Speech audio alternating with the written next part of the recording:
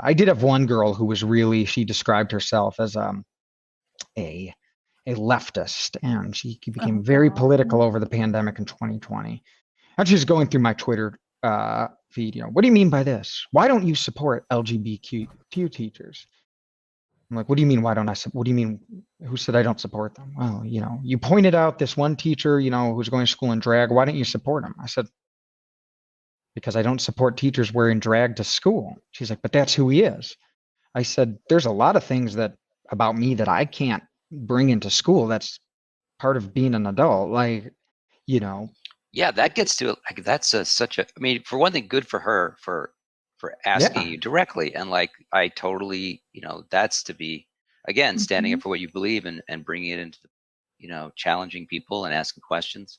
Um, but it brings up this weird, interesting point, which is there is this movement. I guess it's more like it's more than a movement now. It's a whole trend. Is that you should be able to bring your whole self to school. That the school should be like a place where you're totally comfortable and you should be accepted, in every aspect of your being, like almost like, and then trying to make the school like a substitute family, Mhm. um, which, you know, I understand the motivation behind it, but it is not true, and it is educating kids completely the wrong way about what to expect in life. Like every context, you have to tailor your behavior and what is appropriate for that context. And like, you know, it's not some horrible ontological violence to ask somebody to be their best self in a particular situation, or to be a particular self,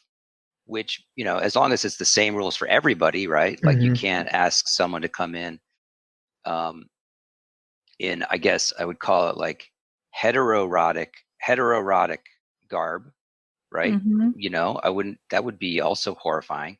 So like, why is it something that there aren't like a certain commitment to a particular um, type of conduct or behavior, or what is appropriate? Like, why is that? There's a point where that just becomes um, counterproductive. Now, maybe if you're trying to dismantle society and make it into a place where anything goes, well, then that's a feature, not a bug, and I think that's what's actually going on. Yeah. And the thing of it is Yeah. too, with the student asking that question, like the student's logic function of their brain is not fully developed yet.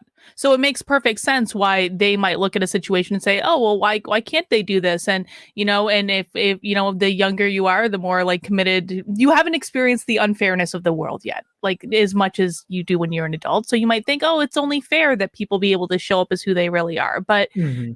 we should expect those questions to come from students because that's why they're students. I think the problem comes when the adults aren't stepping in and saying, well, here's why it's not a good idea to come to teach a class in drag. And here are the more appropriate ways to express that. Right, because we're not the joke is we're supposed to remain neutral even though no one does, but like Mm-hmm. don't you can't give any guidance or feedback or opinions on that, which I think is naive. And I think the irony is that the same people that say that are the people that bring in their ideology and other kind of innocuous ways into the classroom. I think she was surprised that I not only let her speak, but then I started encouraging it. I'm like, "Oh," I said, keep going. I said, you're good. I said, keep going. Like, ask me these questions, like, challenge me. She's like, well, okay then. And she starts going through, and I gave her a platform to do so. I differ from a lot of teachers on the issue of kind of how to approach your kind of own political bias. A lot of teachers will say, my students have no idea. It's like, they probably do. So when the time, and I deal with 16-year-olds, I'll kind of tell them, I'll say, like, guys, here are my biases. I tend to be more conservative. I tend to hold these kind of values and beliefs. And then I set expectations for their ability to challenge me.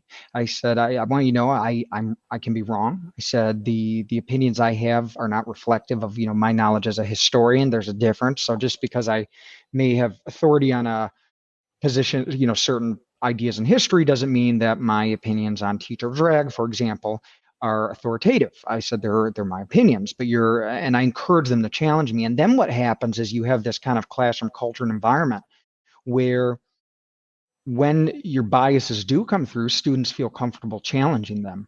And because you can check yours as much as you want, but they're still going to come through. And some students say, "Oh, Mr. McCormick, like, that's BS. I don't buy that," and they're comfortable doing that, and you allow it and you encourage it. That to me is a much better method than,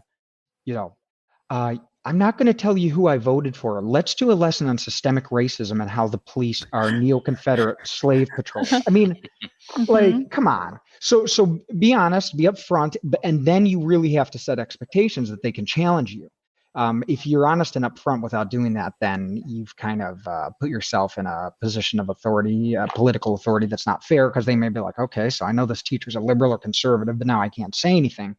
But when you make them comfortable with that, especially high schoolers, they will challenge you, they will ask questions, and it serves as kind of a safeguard against those times when you may be giving something in kind of a biased way and you don't realize it. Yeah, that's interesting. Yeah. Do you ever get students to kind of tell you what you want to hear? Did they ever like appeal to your vanity? And like I kind of had the same approach as you, Frank. And you kind of have to have I kind of thought I tried to develop a sensitive ear to the BS coming from the other side too, or from my side. Yeah, that's you will get some students that do that. So what I do is play devil's advocate, and it always kind of surprises them. They're like, "Wait, I'm agreeing with you." I'm like, "I know." I said, "But you don't know." But I said, "Maybe I'm disagreeing with you." And so that's another way I use to kind of make sure that I'm checking my own bias. If a student says, "Well, Mr. McCormick, capitalism produces the best outcomes," and so on and so forth, I'm like, "Well, how do you know that?"